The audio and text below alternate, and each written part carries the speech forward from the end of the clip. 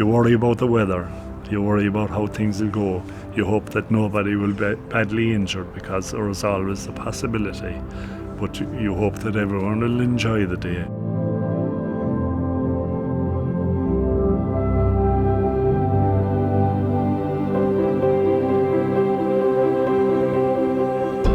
They come from all over the world. We've had people this year who came from Australia, they came from the United States, all the home countries in Europe, and every county in Ireland is represented on the cycle. We cap it at 10,000. If we could take 15,000 people on the ring, which wouldn't be advisable for health and safety measures, I'm quite sure we could get them. You start off in Killarney and it's relatively flat. You pace yourself. You don't tear away out the road. You'll burn yourself out very quickly. What else did you do at 7 o'clock on Saturday morning?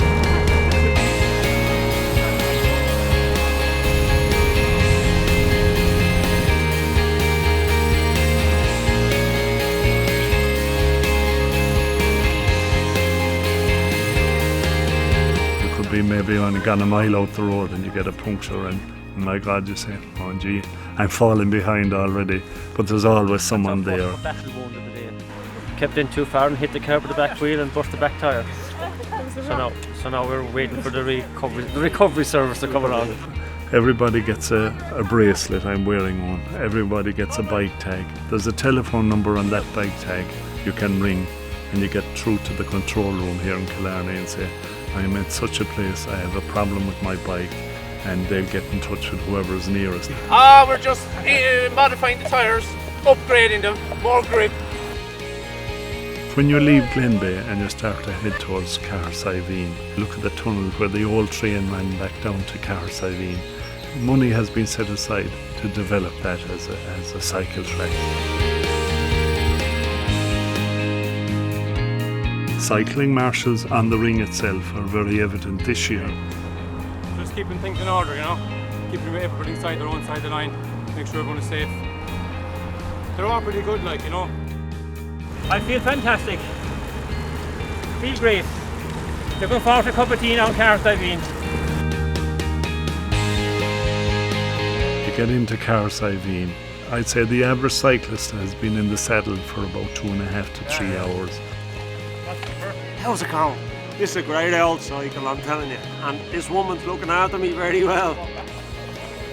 We'd have minor casualties from people falling, obviously off the bikes. We've a few cuts and scrapes, and we've one person with probably broken arm, but that's the worst, thankfully, of it. I would estimate that we have upwards of 1,300 or 1,400 people, volunteers all around the ring of Kerry, in the feeding stations in Cahersiveen and Kenmare, and GA clubs who give up their time all day Saturday to help with the safety of the event.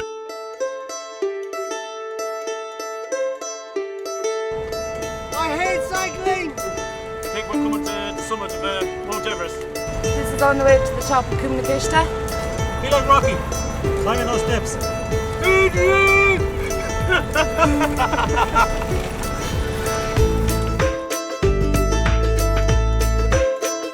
It's approximately 5 miles out of Waterville. It feels much more, but when you get to the top, you have the immense satisfaction of getting out there and looking out at the top of Cumnakishta. It summed up to me what the cycle was all about when I saw the man with the cap pouring out water for cyclists. That epitomises what this cycle event is. It's a community effort, and the goodwill that's out there for this cycle, which is a wonderful charity event, is unbelievable. It would be remiss of me not to mention the Breen family of Kelly's Cross. That woman, for the last 31 years, has opened her doors, people using her toilet. She's put on spring water, she's put on sandwiches. They've done wonderful work.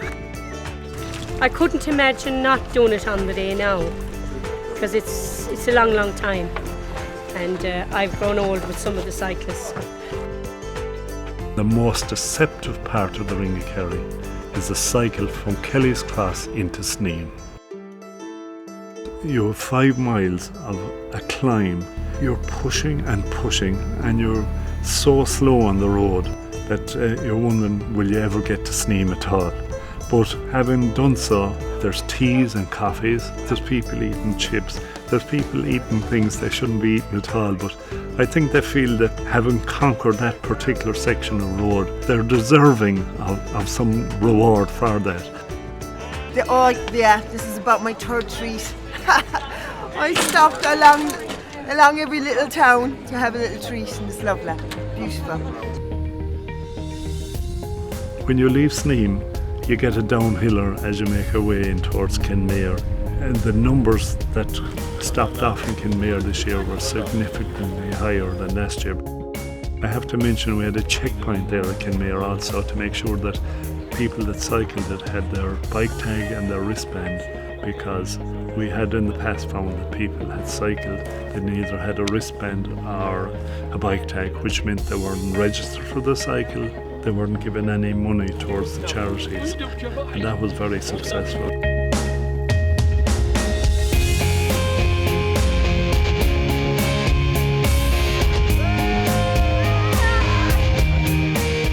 My God, what a trip you have up to Mal's Gap.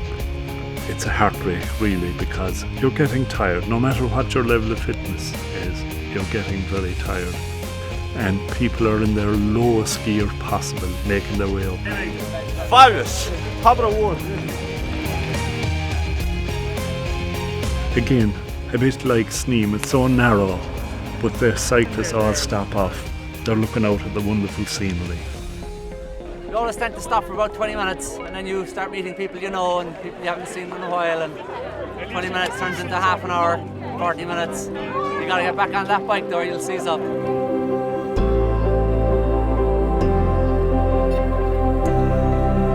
As you cycle down from Mal's Gap towards Lady's View, it's your first sight of the lakes of Killarney.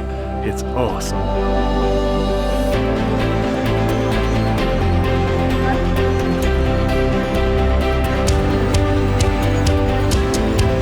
Down towards 5 Mile Bridge, and you're coming towards Talk Waterfall.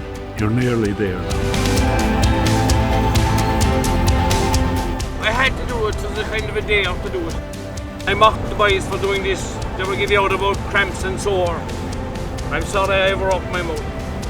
And as you come into Muckross Road and you come down by the side of the plaza, and that wonderful feeling as you cycle towards the finishing line, there's the beat of the drums on the way in, there's the clapping, the appreciation of the people who are gathered in the town. I know when you cross the finishing line, and particularly on your first year, when you cycle that ring for the first time and you come over the finish line, the tears are very close to your eyes. When you're staging an event like we had with the finish here in Killarney this year, you have to have musical entertainment, we had to have food, we had to have, you know, all those things cost money, and if we could get more sponsorship in that respect, the charity would gain immeasurably from it. When you see the charities in October, usually when they hand over the funds from the cycle, the amount of satisfaction those charities get and what the money that will be put to good use, that too rivals cycling the ring. It's the accumulation of what happened from January when you selected the charities. It's nearly a 12-month thing that it reaches a climax, that amount that's raised. It's all about charity and what we get and what we give. I think it's very important.